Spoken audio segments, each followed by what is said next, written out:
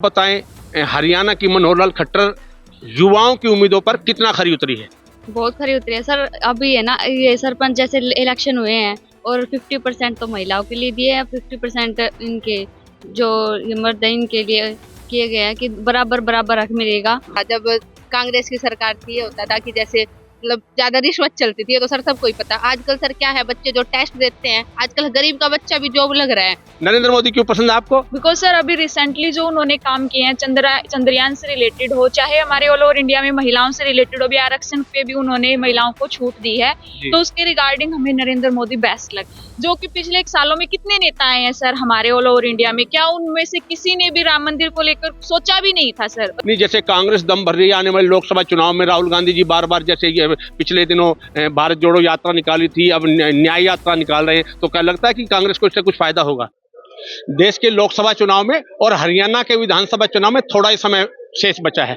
हर party के नेता, हर party अपने गुणा भाग के गणित में उलझी हुई है, हर पार्टी अपनी जीत के दावे कर रही है, लेकिन इस भीड़ से हटकर एक युवा तबका भी हमारे साथ मौजूद है जो आने वाले समय में चुनाव के अंदर अपनी विशेष भूमिका निभाने वाला है। इस युवा चेहरे की चुनाव में क्या भूमिका रहेगी और सरकार के कामकाज को ये युवा चेहरा किस तरीके से देखता है, इन्हीं बातों को जानने के लिए आज हम पहुंचे झज्जर के महाराजा अग्रसेन कॉलेज में। यहीं इस युवा तबके से बात करेंगे कि किस प्रकार से ये सरकार के कामकाज को देखते हैं और कैसे इनको, कौन से राष्ट्र स्तर पर कौन सा नेता इनको पसंद है।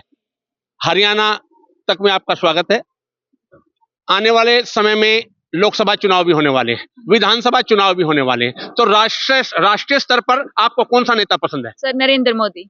नरेंद्र मोदी क्यों पसंद है आपको? बिकॉज सर अभी रिसेंटली जो उन्होंने काम किए हैं चंद्रयान से रिलेटेड हो, चाहे हमारे ऑल ओवर इंडिया में महिलाओं से रिलेटेड हो, भी आरक्षण पे भी उन्होंने महिलाओं को छूट दी है, तो उसके रिगार्डिंग हमें नरेंद्र मोदी बेस्ट लगते हैं। नरेंद्र मोदी के और कोई दो काम गिनवाइए आप।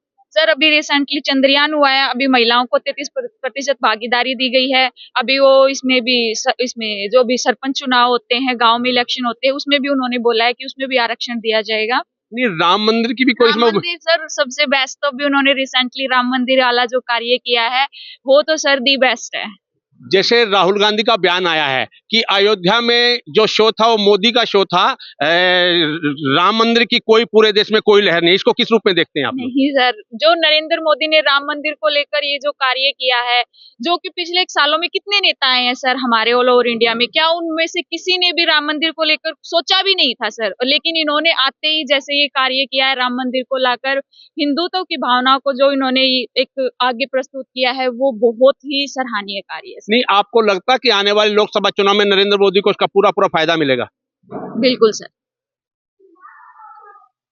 हरियाणा में मनोहर लाल खट्टर की सरकार है, 9 साल से भी ज्यादा का समय हो चुका है। खट्टर सरकार के कामकाज को किस रूप में देखते हैं आप लोग? जैसे कि सेंट्रल गवर्नमेंट में जो मोदी सरकार जो नीति और पॉलिसी चलाई है ना, वो पॉलिसी को मतलब यहाँ पे जो है स्टेट गवर्नमेंट में मतलब जो लागू करने की जो है कोशिश की है मनोहर लाल खट्टर जी ने।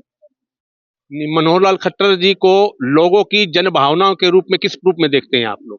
जन भावना में तो वही उसके काम के रूप में देखेंगे सर, जो उन्होंने काम किया है उसी के अनुसार पॉपुलरिटी मिलती है। नहीं, जैसे हमारा अपना झज्जर जिला, रोहतक जिला जो है, ये हुड्डा के गढ़ के रूप में पहचान बनती है इसकी और जाना भी जाता है, तो क्या लगता है कि आने वाले समय में कांग्रेस को फायदा मिलेगा या बीजेपी बराबर में मुकाबले में रहेगी या बीजेपी को फायदा मिलेगा? 2 बार तो सर मनोहर लाल खट्टर की गवर्नमेंट जीतती है, अब देखते हैं क्या पॉलिसी तो पूरी।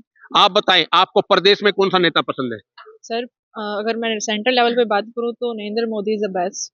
और सर अगर हम अपने हरियाणा की बात करें तो सर वो तो टाइम बताएगा कि मतलब जो मेन चेहरा कौन आएगा सामने। नहीं, मेन चेहरा तो आएगा, लेकिन 9 साल से भी ज्यादा का समय हो गया है सरकार को, तो लगता है कि युवाओं के हित में कौन कौन से काम किया? क्या कोई मानते हैं कि आपके पक्ष में युवाओं के लिए कोई किसी प्रकार का कोई सरकार ने काम किया है? सर हाँ जी, सरकार सराहनीय काम कर रही है। अगर हम अपनी जीडीपी लेवल पे देखें, हमारी जो इंडिया है मतलब टॉप 5 में हमारी कंट्री है जो जीडीपी लेवल पहुंच चुका है, तो ये बहुत ही अच्छा है। मतलब हम रिप्रेजेंट कर रहे हैं अपनी इंडिया को वर्ल्ड लेवल पे।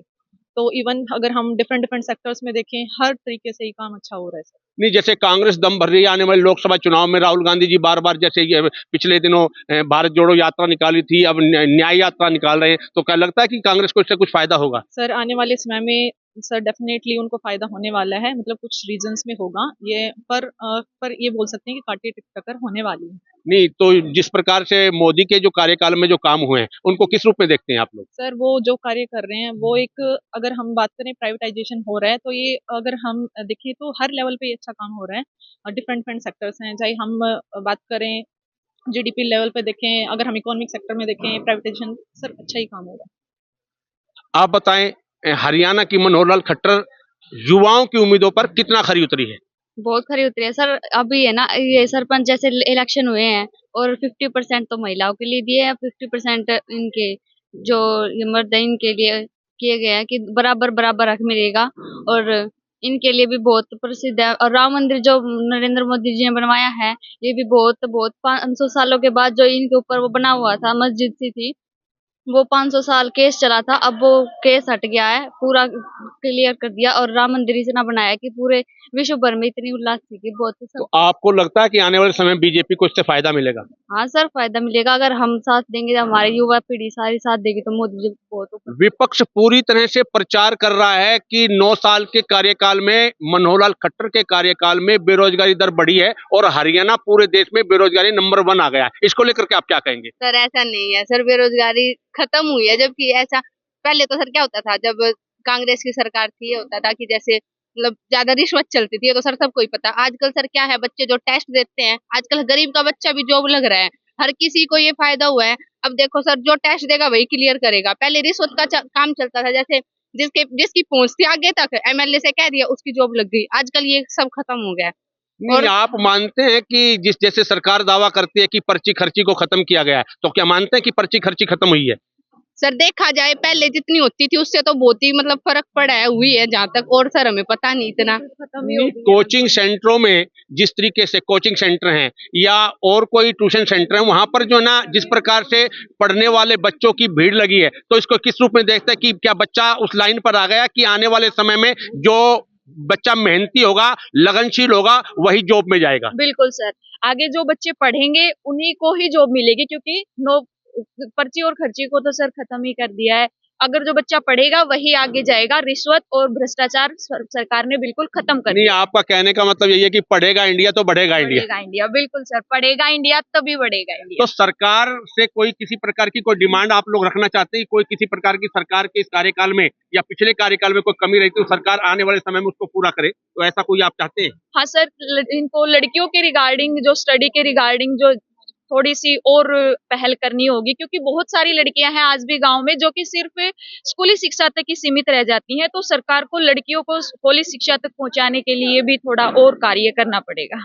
तो ये थे झज्जर अग्रसेन कॉलेज के वो चेहरे जिन्होंने सरकार को सीख भी दी और सरकार की बड़ाई भी की और सरकार से बताया कि सरकार न सिर्फ सेंट्रल केंद्रीय लेवल पर बल्कि प्रदेश लेवल पर भी लोगों की उम्मीदों पर खरी उतरी है, लेकिन बशर्ते लड़कियों के हित में कुछ और काम करने की सरकार की जो है वो जरूरत है और सरकार को समय रहते करनी चाहिए। हरियाणा तक के लिए झज्जर से प्रथम शर्मा।